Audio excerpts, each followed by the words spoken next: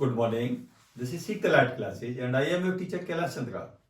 आज हम 12th class Indian history के 6 चैप्टर भक्ति सूफी परंपराओं में हम चर्चा करेंगे दुसाले के नए ताने बाने।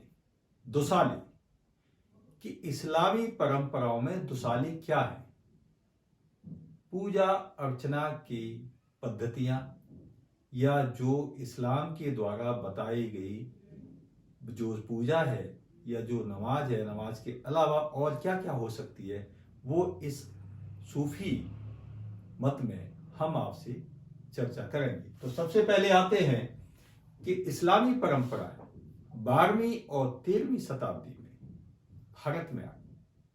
इससे पहले 712 ईस्वी में मोहम्मद बिन कासिम ने सिंध पर आक्रमण किया और वह यहाँ पे जीत गया और इसके बाद इस क्षेत्र में इस्लाम फैल गया और वहां से धीरे धीरे पूर्वी भारत में ये इस्लाम बढ़ने लगा और इस्लाम के फैलने के साथ ही एक नई परंपरा आई जिसे कहते हैं सूफी परंपराएं।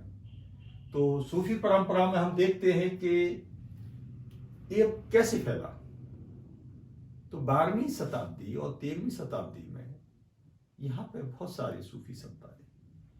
उन्होंने यहां पर अपने अपने माध्यम से अपने मत का प्रचार किया और इसमें जो देखते हैं कि सूफी मत का विकास कैसे हुआ, तो ये सूफी ये सब सफा कहते हैं कि ऊनी वस्त्र या पवित्रता कि इस्लाम में ऊनी वस्त्र को भी पवित्र माना गया। ये व्हाइट कपड़े पहनते थे जो पवित्रता की निशानी है।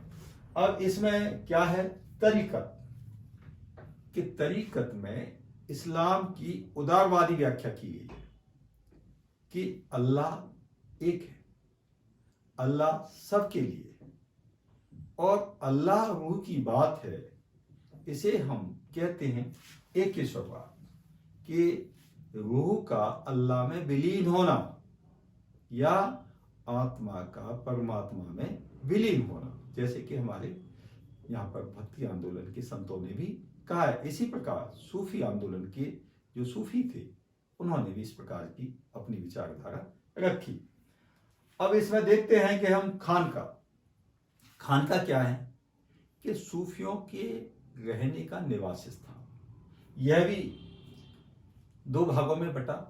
एक तो मुकीम के जो सूफियों के परमानेंट निवास स्थान थे, जैसे दिल्ली में है निजामुद्दीन औलिया का था, और दूसरे थे मुसाफिरी कि ये लोग घूम घूम करके भारत में अपने मत का प्रचार करते थे। तो इनको भ्रमणकारी कहते थे या मुसाफिरी, एक ही बात है।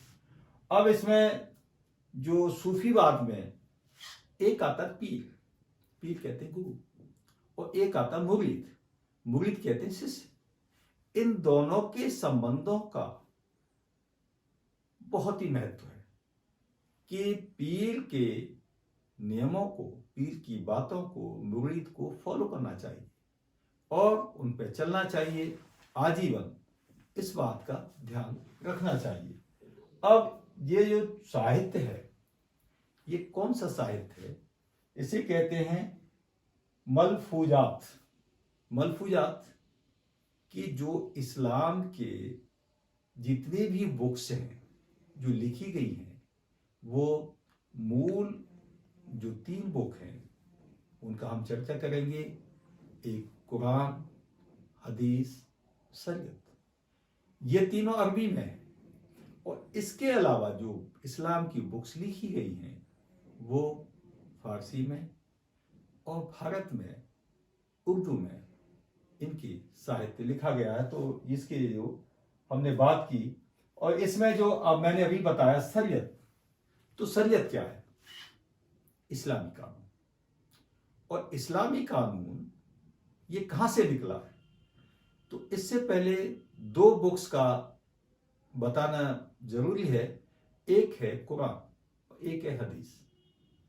हदीस में मोहम्मद साहब द्वारा बताए गए जो उनकी भाषण हैं, जो उनकी शिक्षाएं हैं, उनका संकलन हदीस में है। और दूसरा कुरान के जो मोहम्मद साहब ने जो मुसलमानों के लिए धार्मिक नियम बताए, उनका संकलन कुरान में है। अब इन दोनों बुक से ही तीसरी बुक्स निकल के आती है, वो आती है शरीयत। कि इस्लाम में मोहम्मद साहब के जाने के बाद इस्लाम के विद्वानों ने जो कुरान की और हदीस के जानने वाले थे, उसी में से ये तीसरी बुक निकली है शरीयत। और इस शरीयत में सामाजिक नियम है, और इसमें एक चीज और आती है क्यास, कि अगर शरीयत में कोई चेंज करना है तो वो क्यास कर सकेगा। क्यास क्या है? कि जो हदीस और कुरान का मानने वाला बहुत बड़ा कोई विद्वान हो, जो ये महसूस करता हो कि शरीयत में यहां चेंज की आवश्यकता है, तो शरीयत में चेंज किया जा सकता है। अब हम देखते हैं कि सूफी आंदोलन का उद्भव कहां हुआ। अब हमने इसके बारे में बात की, तो इसका जो विकास है, जो उद्भव है, वो हुआ ईरान की खुरासान शहर में। ऐसा मानने में आता है कि इसके बाद यह या तो अफगानिस्तान गया, या फिर जो अपना सिंध प्रदेश है वहां से जो बलूचिस्तान और सिंध होते हुए भारत में ये आया। और इसमें हमने ये देखा कि ये दो तरह के वर्गों में विभाजित था। एक तो है बासरा, कि बासरा क्या है? कि जो सूफी शरीयत में विश्वास करते थे, शरीयत की पवित्रता में विश्वास करते थे कि हमको शरीयत के नियमों के अनुसार चलना चाहिए और शरीयत के नियमों को फॉलो करना चाहिए। इसी तरह से जो दूसरे थे बेसरा, बेसरा क्या थे? कि जो अल्लाह और रूह के मिलन की बात करते थे, जैसे कि हमारे संत थे भक्ति आंदोलन के, वो किसकी बात करते थे? कि आत्मा और परमात्मा के मिलन की। सेम इसी तरह से इन्होंने अल्लाह और रूह के मिलन की बात की। ये सुधारवादी थे, वह रूढ़वादी थे। बस इतना ही अंतर है कि जो शरीयत में लिखा है वो होना चाहिए, जबकि ये कहते थे कि नहीं, जो अल्लाह और रूह के मिलन में जो बात है, जो हमें इसमें सुधार करना है, वो होना चाहिए। और ये घुमक्कड़ी प्रवृत्ति के थे। ये पूरे भारत में घूम घूम करके अपने जो प्रचार था, जो सूफी मत का, उसको किया करते थे। अब ये देखते हैं हम कि सिलसिले क्या है। सिलसिले कहते हैं संप्रदाय। और ये संप्रदाय क्या, जो हमें उल्लेख मिलता है कि अकबरनामा में अवल फजल ने 14 सिलसिले की बात कही है, कि भारत में 14 प्रकार के सिलसिले थे। लेकिन जो व्यवहार में देखने में आते हैं, वह आते हैं कि 14 की जगह हमें 6-7 ही मिलते हैं, जैसे चिश्ती है, सोहरावर्दी, फिरदौसी, सत्तारिया, कादरी और नक्शबंदी। इनमें से भी हम 3 पर चर्चा करते हैं। एक तो करते हैं चिश्ती, कि जो अल्लाह और रूह के मिलन की बात करते थे, और दूसरे करते थे सोहरावर्दी। सोहरावर्दी क्या थे? कि ये चिश्ती अल्लाह रूह की बात, और ये कुरान की पवित्रता की बात, शरीयत के अनुसार बात, ये करते हो। तीसरा था नक्शबंदी। ये किसका था? ये किसके काल में था? कि यह औरंगजेब के टाइम में था, औरंगजेब के काल में था। जो इस्लामी, जो कुरान के अनुसार, शरीयत के अनुसार जो कहा गया है वही होना चाहिए, वही होगा। और उसके माध्यम से ही, जबकि ये चिश्ती थे, ये संगीत प्रेमी थे, ये नृत्य के भी किया करते थे, लेकिन औरंगजेब के टाइम में इनमें बहुत बड़ा चेंज आया। नक्शबंदी के संगीत को भी जमीन के नीचे गड़वा दिया, और सारी जो संगीत या इस्लामी परंपराओं के अनुसार जो बातें नहीं थी, वह भी बिल्कुल समाप्त कर दी गई। ये नक्शबंदी का असर था। अब देखते हैं कि भारत में पहले कौन से संत आए। तो भारत में जो ईरान से संत आए, जो सूफी आए, वो थे शेख इस्माइल।